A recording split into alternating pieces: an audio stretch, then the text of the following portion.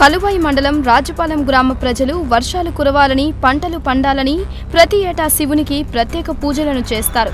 శ్రీకృష్ణదేవరాయల కాలంలో కుల్లూరు రాజుపాలెం గ్రామాల మధ్య నల్ల చెరువును నిర్మించారు. చెరువు మట్టికట్ట సమీపంలో శివలింగాన్ని త్రిశూలాన్ని ప్రతిష్ఠించారు. సోమశిల జలాశయం నిర్మించిన తర్వాత ఈ చెరువు ఎప్పుడూ నీటితో నిండి ఉండేది.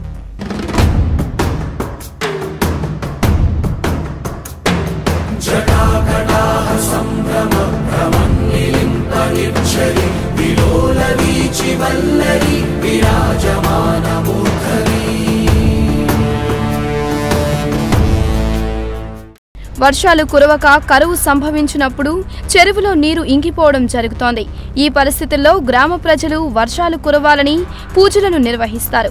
ఈ విధంగా పూజలను నిర్వహించిన తర్వాత వర్షాలు కురవడం, చెరువు నిండడం జరుగుతుండడాన్ని వారు దైవానుగ్రహంగా భావిస్తారు. గతంలో పెన్నకు పోయి ఏరు దగ్గరుంది, ఆ ఏరులో నుంచి ఆడబడుసుల చేత పిల్లగాని వాళ్ళ చేత నీళ్లు తెచ్చి పోయించి తర్వాత పులకాపులు చేస్తే వర్షాలు బాగా కురుస్తాయి సార్ మా దగ్గర.